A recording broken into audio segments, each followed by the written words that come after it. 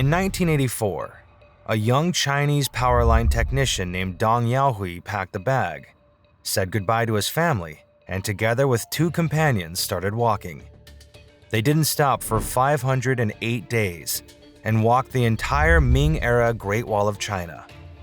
But what Dong found along the way broke him. Most of it was gone. Look, the wall in your head, smooth stone, dragon ridges, watchtowers marching to the horizon, that's not the Great Wall of China. That's a place called Badaling, about 45 to 50 miles outside of Beijing. It's the part 10 million tourists photograph every year, the part presidents shake hands on, the part you'd recognize from 1,000 postcards. But Badaling is less than 1% of the wall. The rest of it, over 13,000 miles, longer than driving from New York to LA and back, twice, is in a state somewhere between decaying and erased from the map. By 2015, roughly 30% of the Ming-era wall was already gone. And the part you do see, the smooth, photogenic Instagram perfect stretch at Badaling, it's a reconstruction. Most of it's younger than the People's Republic itself. But who built the real wall, and who's letting it die? And why is the Chinese government showing the world a version that, frankly, isn't really there? That's what Dong spent the next decades of his life trying to answer. And by the end of this documentary, you'll have that answer too. To understand why the wall is a sad and dilapidated ruin, you have to understand something weird about it first. There is no Great Wall. I mean it, there never was one wall. There were dozens, built by people who hated each other.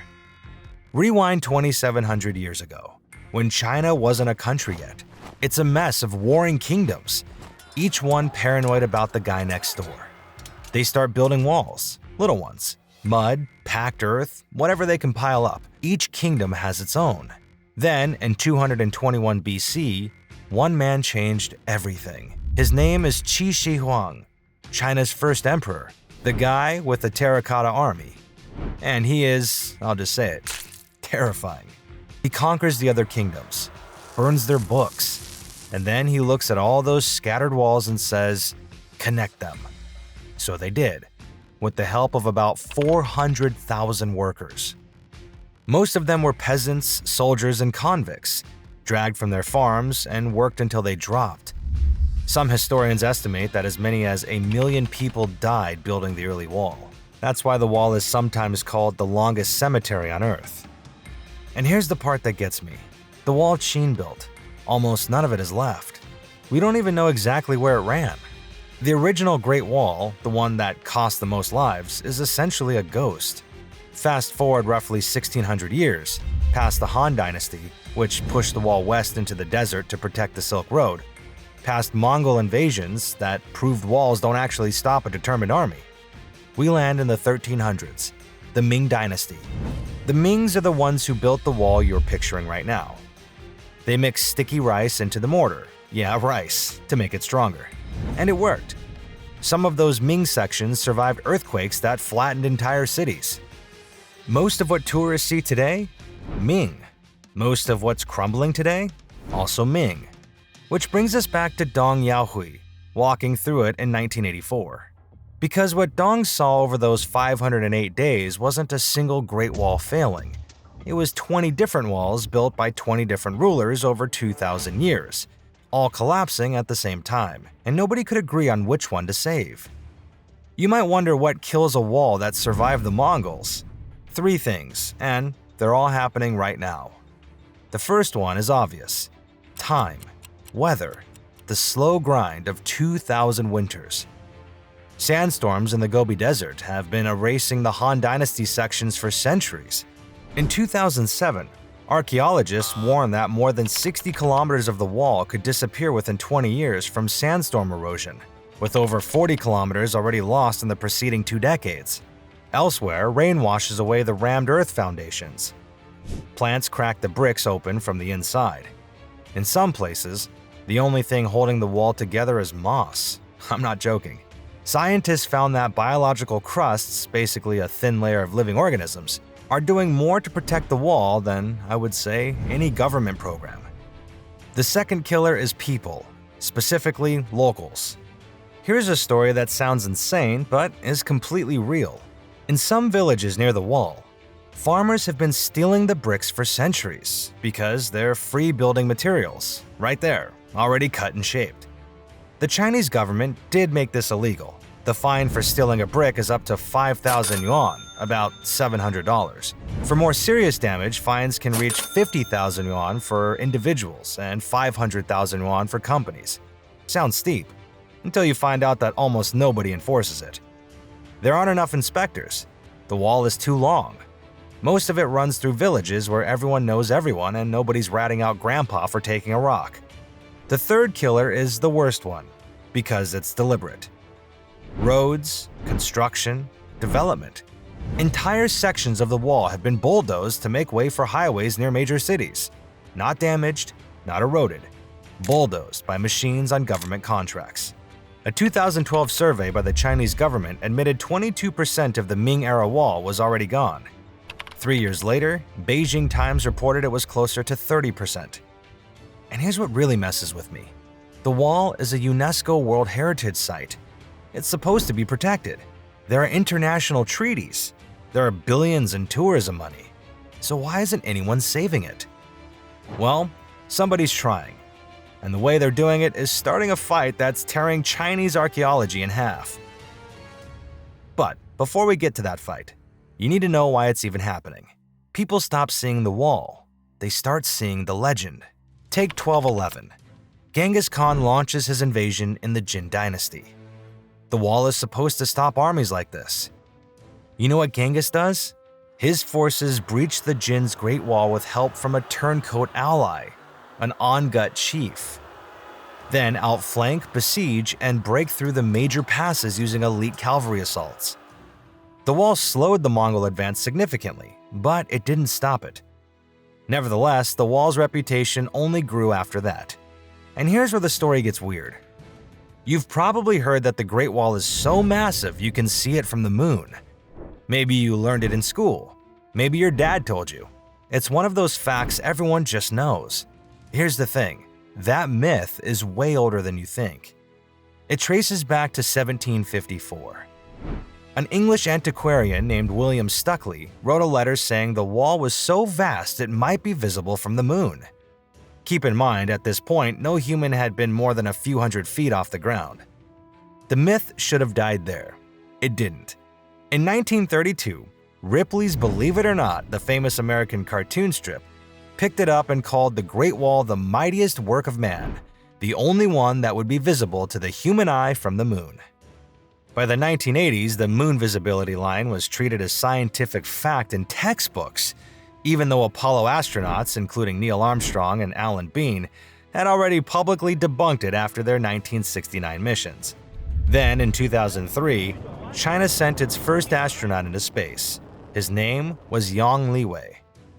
When he lands back on Earth, reporters ask him the question, "Did you see it?" He pauses and says, "No." It was an awkward moment. The textbooks were quietly rewritten afterward. The myth, it turned out, didn't survive contact with reality. You can't see the Great Wall from space, not with the naked eye anyway. NASA confirmed it years ago. The wall is too narrow, too gray, too blended into the mountains around it. The European Space Agency tried to defend the myth, released a satellite photo, and said, "Here, look, you can see it." Turned out they'd photographed a river. And maybe that's the saddest part. We built up the wall in our heads into something it never was. Invincible, infinite, visible from the heavens, and while we were busy worshiping the legend, the actual wall, it was crumbling right there in front of us. When somebody finally decided to save the Great Wall, it wasn't who you'd expect. Because for most of the 20th century, the Chinese government was doing the opposite. They were tearing it down. Under Mao Zedong, especially during the Cultural Revolution, locals were actively encouraged to dismantle the wall. Officials called it a relic of feudal oppression. The first guy who actually tried to stop it was a historian named Guo Morao. In 1952, he proposed restoring the Badaling section to receive Chinese and foreign tourists. The wall had been crumbling for centuries from neglect, erosion, and brick theft, and he wanted to revive it as a national symbol. Badaling opened to visitors in 1957. It was the first piece anyone had cared enough to fix in over 300 years. The real campaign didn't start until 1984. New leader, new China. Deng Xiaoping launched a national movement called Love Our China, Restore Our Great Wall. Donations poured in. Crews showed up. For the first time, saving the wall became official policy.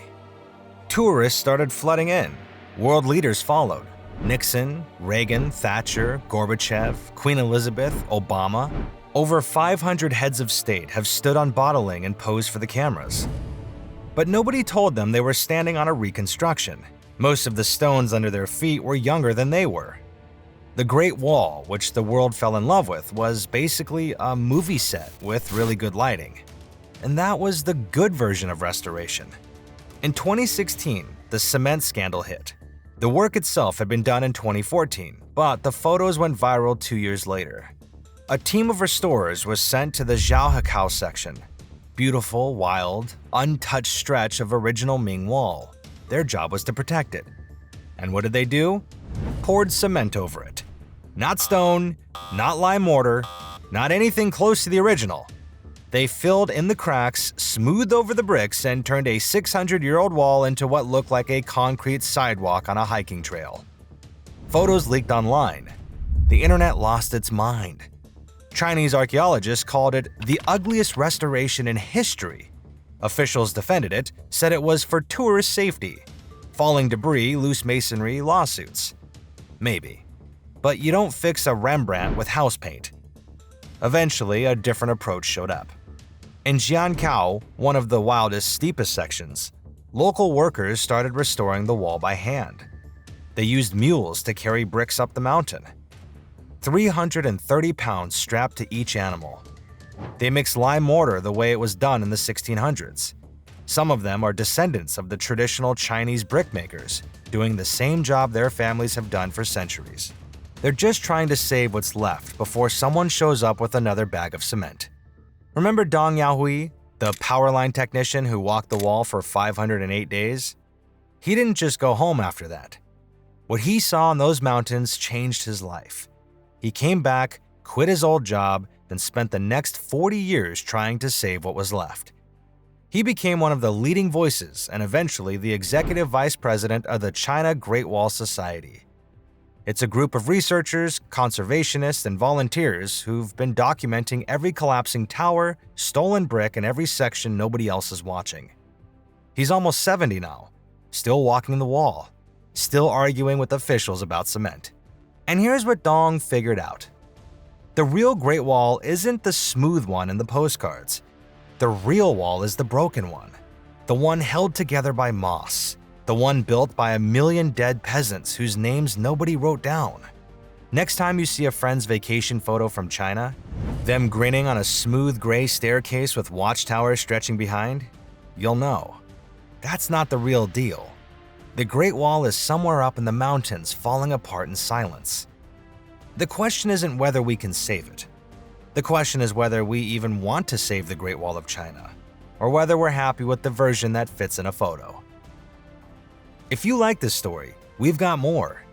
We just dropped one on why it's taking 144 years to finish the Sagrada Familia, and another on how the fire actually saved Notre Dame. Both of them messed with my head the same way this one did. Hit subscribe. We're going to keep telling you the truth about the buildings you thought you knew. Thank you for watching.